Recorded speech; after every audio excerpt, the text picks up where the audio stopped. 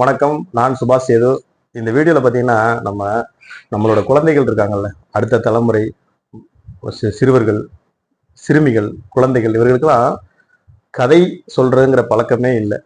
பேரண்ட்ஸுக்கும் சரி, நம்மள மாதிரி பொதுமக்களாகிய நாமளும் ஒரு ஆக்கப்பூர்வமான சிந்தனையை தூண்டக்கூடிய கதைகளை சொல்லி பழக்கணும். இப்போ நம்ம காலத்துலலாம் எடுத்துக்கிட்டீங்கன்னு வச்சுங்களேன், நம்ம காலத்துல மீன்ஸ் மிட் ஏஜ்ல இருக்கக்கூடிய மக்கள்ல சொல்றேன், அவங்களுக்கெல்லாம் பாட்டி தாத்தா எல்லாருமே கதை சொல்லி வளர்த்துருப்பாங்க. நம்ம நிறைய கதைகளை கேட்டிருப்போம்.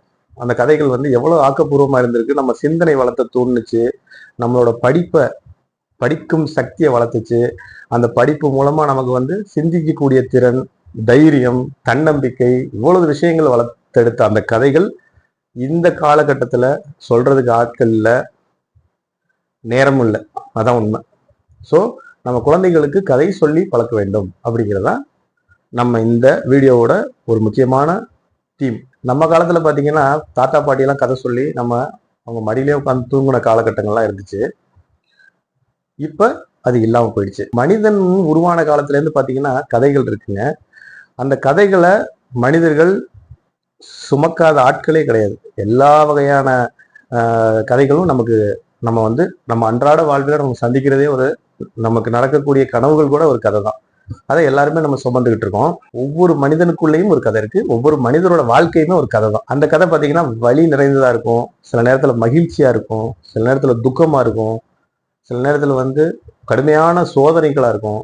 இது எல்லா உணர்வுகளையும் சொல்லக்கூடியதுதான், கடந்து வரக்கூடியதுதான் நம்ம சொல்லக்கூடிய கதைகள், நமக்கு நடக்கக்கூடிய நிகழ்வுகள். இப்பேற்பட்ட இந்த கதைகளை, நமக்குள்ள நடக்கக்கூடிய இந்த கனவுகளை, கற்பனைகளை, நம்ம நேர்ல பார்த்ததை, நிஜத்துல பார்த்ததை, இதை கதைகளா நம்ம கன்வெர்ட் பண்ணி குழந்தைகளுக்கு நம்ம எடுத்து சொல்லும் போது அதுல இருக்கக்கூடிய பலன்கள் அதிகம். இதனால பாத்தீங்கன்னா நம்மளோட கருத்துக்களும் எண்ண ஓட்டங்களும் அடுத்த தலைமுறைக்கு, குழந்தைகளுக்கு பரிமாறப்படுது. இதனால மனக்கவலை கம்மியாகுது, நீங்குகிறது. ஏன்னா ரொம்ப சோர்வா இருக்கக்கூடிய ஒருத்தனுக்கு தன்னம்பிக்கையான ஒரு கதையை சொல்லுங்க, அவனுக்கு அந்த தன்னம்பிக்கைங்கிறதே வளர்ச்சி அதிகமாகும்.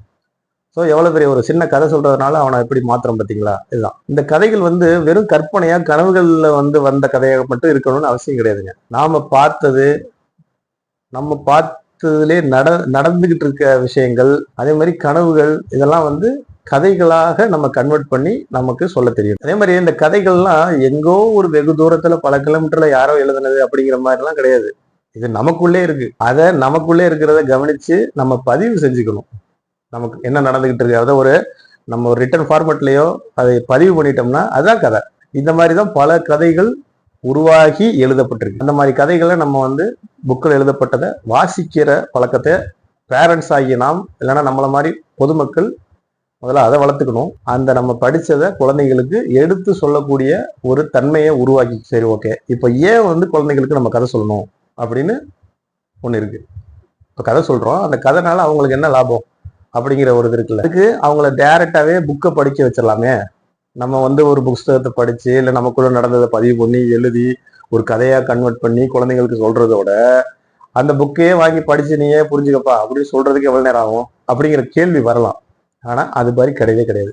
அந்த மாதிரி நம்ம சொல்லக்கூடிய கதைகள் குழந்தைகள் அவங்க பார்க்காத உலகத்துக்கு கொண்டு போயிடும். அவங்க ஒரு கற்பனை சக்தி வளர்த்துக்குவாங்க. நம்ம ஒரு கதை சொல்றோம்னு வச்சுங்களேன், அந்த கற்பனையை அவங்க வளர்த்துக்க கூடிய ஒரு சக்தி, அவங்களுக்கு சிந்தனை திறன் மேம்படும். என்னென்ன ஏற்படும்னா கற்பனை திறன், கேட்கும் திறன். அதை கேட்கணும், ஒரு விஷயத்த சொல்றாங்கன்னா அதை கேட்கறான் பாத்தீங்களா, அதை கதையா சொல்லும் போது நல்லா கேட்கக்கூடிய திறன் வளரும், சிந்திக்கிற திறன் வளருது, அடுத்தவர்களை பற்றி புரிதல் ஏற்படக்கூடிய. இப்போ நம்ம ஒரு கேரக்டரை உருவாக்கி நம்ம ஒரு கதையை சொல்றோம்னு வச்சுங்களேன், அப்ப அவங்க இந்த மாதிரி ஒரு நபர் அப்படிங்கிற அவங்களோட கேரக்டர்ஸ் அதை நல்லா புரிஞ்சுக்கக்கூடிய தன்மைகள் அவங்களுக்கு ஏற்படும். தான் வாழும் சமூகம், இப்ப இருக்கக்கூடிய சொசைட்டி இருக்கு பாத்தீங்களா, அது எல்லா உயிர்களையும் எப்படி நேசிக்கணும், விலங்குகளா இருந்தாலும் அதை அடிக்காம சிதைக்காம அந்த மாதிரி குரூரத்தன்மையை வளர்க்காம நம்ம சொல்லக்கூடிய கதைகள் தான் அவங்கள வழி நடத்தும். நம்ம சொல்ற நிறைய கதைகள்ல ஒரு சில கதைகள் அவங்களோட ஐக்கியமாயிரும், அது நமக்கே தெரியாது. அப்ப நிறைய கதை சொல்லும் போதுதான் அவங்களுக்கு சில கதைகள் அவங்களுக்குள்ளே சேர்ந்து அது பெரிய நம்பிக்கை ஏற்படுத்த வாய்ப்புகள் அதிகமா இருக்கு. அதே மாதிரி குழந்தைகளோட வாழ்க்கை ஆக்கப்பூர்வமா மாறணும்னா நம்ம கதை சொல்லணும். இந்த கதைக்கு அப்புறம் ஒரு கருத்துன்னு ஒண்ணு இருக்கு பாத்தீங்களா, அது கண்டிப்பா சொல்லணும். ஒரு கதை சொன்னதுக்கு அப்புறம் இந்த கதையின் மூலமா நீ என்ன தெரிஞ்சுக்கிட்ட, அதோட கருத்து என்ன அப்படிங்கிறத நம்ம விளக்கி சொல்லும் போது அப்பதான் அவங்களுக்கு புரியும். கதையின் மூலமாக கருத்துக்கள் சொல்வது. சினிமாவும் அதுதான். ஒரு கதை இருக்கு, அது மூலமா ஒரு கருத்து தெரிவிக்கப்படுது, அதை நம்ம பார்க்குறோம், நம்ம இன்ஃப்ளூயன்ஸ் ஆகிறோம், அவ்வளவுதான். அதே தான் கதையை சொல்லும் போது குழந்தைகள் அந்த கருத்துக்களை உள்வாங்குது. கருத்துக்களை தனியா சொல்லி இந்த கதையின் மூலமா நம்ம வந்து தெரிவிக்கும் போது குழந்தைகளோட சிந்தனை திறன் மேம்படும். இதை ஒரு உதாரணத்துக்கு சொல்லணும்னா, ஒரு குழந்தைகள்லாம் பொதுவாக பயப்படுற குழந்தையா இருக்குன்னு வச்சுங்களேன். சிலதெல்லாம் வந்து பயந்து சுகமா இருக்கும். அதுக்கு என்ன வேணும்? தைரியம் வேணும். அப்ப தைரியமா இருந்தால் அந்த சமுதாயத்தை எதிர்கொள்ள முடியும், நாளைக்கு எதிர்கால வாழ்க்கையை அது தீர்மானிக்க முடியும். அப்பனா தைரியத்தை வரவழைக்கக்கூடிய கதைகளை நம்ம படிச்சு இல்லை நம்ம அனுபவம். ஸோ ஃபைனலாக நான் சொல்ல வேண்டியது என்னன்னா, பேரண்ட்ஸ் ஆகிய நாம், அதே நேரத்தில் பொதுமக்கள் ஆகிய நாம், ஒரு வாசிப்பாளர் ஆகிய நாம் அனைவரும் அடுத்த தலைமுறைகளுக்கு, வருங்கால குழந்தைகளுக்கு நம்ம கதை சொல்லணும்னா நம்ம முதல்ல புக்குகளை படித்து நம்ம வந்து கதைகளை தெரிஞ்சுக்கணும். நம்ம அதுக்கு நல்லா வாசிக்கணும். வாழ்வியலோட போதனைகளை வழங்கக்கூடிய நல்ல புக்கெல்லாம் இருக்கு, அதை படித்து, அதாவது அந்த வாழ்க்கையோட சுய ஒழுக்கம்னா என்ன, நேரம் தவற என்ன, ஒரு ஃபினான்சியல் ஒபீடியன்ஸ்னா என்ன, இதை பற்றியெல்லாம் நம்ம வந்து குழந்தைங்களுக்கு, வருங்கால தலைமுறைகளுக்கு நம்ம படித்து சொல்லும் போது அவங்களா புக்கு படித்து எந்த காலத்தில் தெரிஞ்சுக்கிறது சொல்லும் போது ஈஸியாக அவங்க வந்து நமக்கு ஏற்பட்ட நேர விரயம் இல்லாமல் இப்பெல்லாம் வந்து ஈஸியாக தெரிஞ்சுக்கூடிய சோர்சஸ் நிறைய இருக்கு.